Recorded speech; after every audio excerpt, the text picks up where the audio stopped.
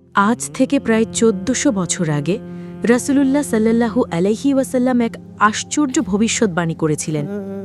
এমন একটি সময় আসবে যখন কিয়ামতের পূর্ব মুহূর্তে মুসলিমরা ইহুদিদের বিরুদ্ধে এক বিশাল যুদ্ধে লিপ্ত হবে। হাদিসে এসেছে, কিয়ামত আসবে না যতক্ষণ না মুসলিমরা ইহুদিদের সঙ্গে যুদ্ধ করবে, মুসলিমরা তাদের হত্যা করবে।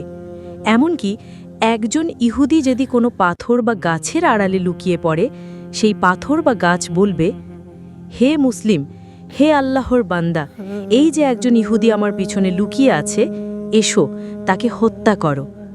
তবে শুধুমাত্র গারকাদ গাছ এটি বলবে না, কারণ এটি ইহুদিদের গাছ।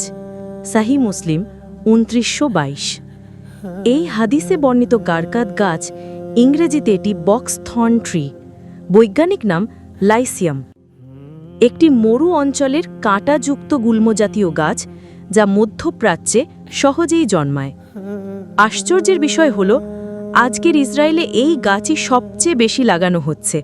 বিভিন্ন ইসরায়েলি গবেষণা ও সংবাদ মাধ্যমেও দেখা গেছে, ইসরায়েল সরকার ও সামরিক ঘাঁটিগুলোতে গারকাদ গাছ লাগানো হচ্ছে বিস্তৃতভাবে। কেন? যখন এই প্রশ্ন ওঠে, কেউ কেউ বলে তারা রাসূলুল্লাহ সাল্লাল্লাহু আলাইহি ওয়াসাল্লামের হাদিস বিশ্বাস না করলেও তার ভবিষ্যৎবাণীকে ভয় পায়। তাই ভবিষ্যতে যদি ওই যুদ্ধ সত্যি হয়, তবে যেন তারা গারকাদ গাছের আড়ালে লুকাতে পারে। ইতিহাসের পরিহাস, যে নবীর কথা ও ধর্ম তারা অস্বীকার করে, ঠিক তার ভবিষ্যৎবাণীকে ঘিরেই আজ তারা নিজেদের প্রস্তুত করছে।